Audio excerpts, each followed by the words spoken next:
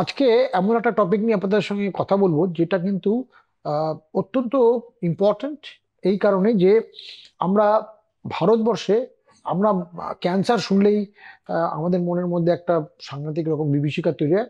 সত্যিই তো অসুখটা ডিফিকাল্ট। আমাদের আজকে এত সাইন্টিফিক অ্যাডভেন্ট হওয়া সত্ত্বেও ক্যান্সারকে ট্রিট করা, ক্যান্সারকে এরাডিকেট করাটা আজও চ্যালেঞ্জ, যে কোনো ডাক্তারের কাছে চ্যালেঞ্জ। আমি আজকে যে জিনিস নিয়ে কথা বলছি সেটা একটা পার্টিকুলার অর্গানের ক্যান্সার। আমি যেহেতু ডেন্টিস্ট্রি থেকে বিলং করি, আমি ওরাল ক্যান্সার নিয়ে কথা বলবো। ওরাল ক্যান্সার কিন্তু ভারতবর্ষে অত্যন্ত বেশি পরিমাণে হয়। 40% of the all cancer are oral cancer. এবং যেহেতু ভারতবর্ষে আমাদের টোব্যাকো বা তামাকজাত দ্রব্যের ব্যবহার খুব বেশি, সেটা স্মোকিং ফর্মে হোক বা চিউইং টোব্যাকো ফর্মে হোক। চিউইং টোব্যাকো ফর্মে বোধহয় ভারতবর্ষ ওয়ার্ল্ডের প্রথম কয়েকটা দেশের মধ্যে আছে যেখানে আমাদের বিভিন্ন রকম চিউইং টোব্যাকো, যেমন জর্দা, তারপর খৈনি, তারপর গুটকা, এই ধরনের চিউইং টোব্যাকোর ইউজ প্রচন্ড বেশি। অতএব আমাদের কিন্তু ওরাল ক্যান্সারের সংখ্যাটা খুব বেশি। এবার ওরাল ক্যান্সার একদিক দিয়ে যেরকম এর একটা ভয়াবহ দিক আছে, সুবিধাটা যেটা সেটা হচ্ছে যে যেহেতু আমরা নিজের মুখের ভেতরটা বা ওরাল ক্যাভিটিটা প্রত্যেকদিন হা করলেই আয়নায় দেখতে পাই, ওরাল ক্যান্সার কিন্তু ভারতবর্ষে আহ, যে পার্সেন্টেজ অফ পিপল মারা যান বা সাংঘাতিক রকম লেটে আসে, এটা কিন্তু অধিকাংশ ক্ষেত্রে গাফিলতির জন্য হয়। কারণ প্রথম স্তরে যদি একদম বোঝা যায়, যেটা কিন্তু দেখাই যায় যে মুখের মধ্যে একটা আলসার আছে, সেক্ষেত্রে কিন্তু পেশেন্টরা যদি আমাদের কাছে আসেন, সেক্ষেত্রে ওরাল ক্যান্সারকে অনেক আগে আমরা ডায়াগনোজ করতে পারবো এবং ট্রিটমেন্ট করতে পারবো। সেক্ষেত্রে ট্রিটমেন্টের কমপ্লিকেশনও কম, ট্রিটমেন্টের খরচাও কম। তার থেকে বড় কথা হচ্ছে যে ট্রিটমেন্টের আউটকাম সেটা কিন্তু অনেক পজিটিভ। পেশেন্টের কিন্তু সার্ভাইভাল রেট এবং ট্রিটমেন্টের লং টার্ম সার্ভাইভাল রেট অনেক বেটার।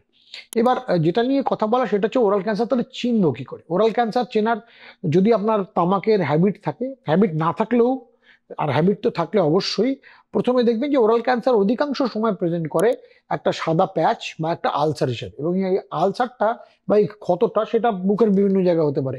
চিকে মানে গালের দিকে হতে পারে, জিভের সাইডে হতে পারে, বা বা জিভের তলায় বা প্যালেটে মানে তালুতে, সব জায়গায় হতে পারে।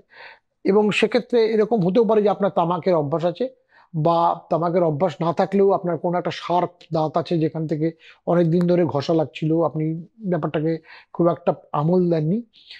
অথবা এগুলো না থাকলেও হতে পারে। ঠিক আছে, সেক্ষেত্রে যেটা বোঝার সেটা হচ্ছে যে যদি একটা আলসারেশন থাকে, আমরা দেখব কি আলসারটা নর্মাল, আপনি যেগুলো বাজার চলতি ওষুধ আছে সেরকম কিছু দিয়েও দু তিন সপ্তাহে কমছে না। আলসারটা খুব যে বেশি ব্যথা হবে সেরকম নয়, কিন্তু আলসারটা একটা পাঞ্চড আউট টাইপের দেখতে, এর মার্জিনটা একটু সাদা মতো।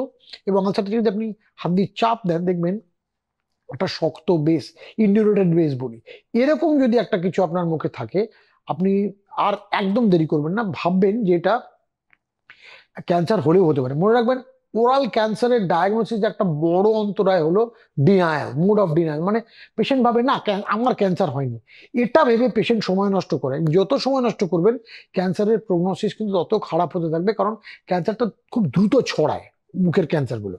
অতএব আপনার মুখে যদি এরকম কোনো আলসার বা আপনার চেনা কারো মুখের আলসার থাকে যেখানে একটা দাঁতের থেকে ঘষছে, বা পেশেন্টের বা তামাকজাত বা কোনো রকম এই ধরনের টোব্যাকো রিলেটেড হ্যাবিটস আছে, সেক্ষেত্রে কিন্তু সবচেয়ে বড় কথা, যদি মুখে একটা আলসার থাকে যেটা আপনার 10 দিন 12 দিনও হিল করছে না, এবং আলসারটা শক্ত, খুব একটা বেশি ব্যথা নেই, কিন্তু খুব দেখতে আপনার মনে হচ্ছে একটা গর্তের মতন, ক্রেটারের মতন রয়েছে, একদম দেরি না করে আপনার নিকটবর্তী দাঁতের ডাক্তারবাবু বা একজন অঙ্ক সার্জনের কাছে বা অঙ্কোলজিস্টের কাছে যান। মনে রাখবেন, ওরাল ক্যান্সার কিন্তু আর্লি স্টেজে যদি ডায়াগনোসিস করা যায়, তার কিন্তু প্রগনোসিস যথেষ্ট ভালো এবং পেশেন্টের সার্ভাইভাবিলিটি খুব ভালো।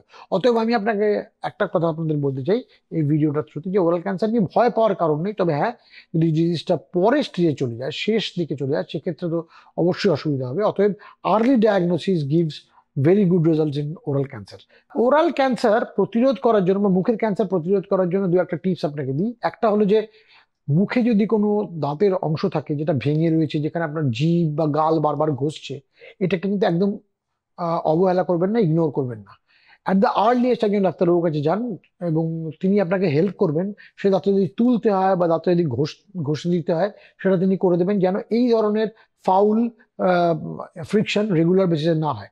আর দ্বিতীয় হচ্ছে, যেটা সবসময় বলা, আমরা ডাক্তাররা বলি, সব চারিদিকে ক্যাম্পেইন চলে, যে কোনো রকম তামাকজাত দ্রব্য, সেটা শুধু ওরাল ক্যান্সারের জন্য না, যে কোনো তামাকজাত দ্রব্য কিন্তু বডির যে কোনো জায়গায় ক্যান্সার করতে পারে। অতএব তামাক বা টোব্যাকো আজকেই বর্জন করুন।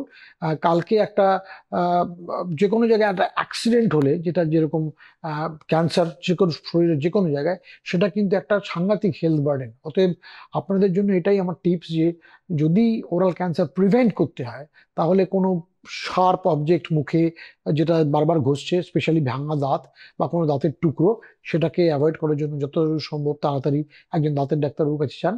আর আপনি যদি তামাকজাত দ্রব্য নেন, তাহলে সেটা আজকেই বন্ধ করুন।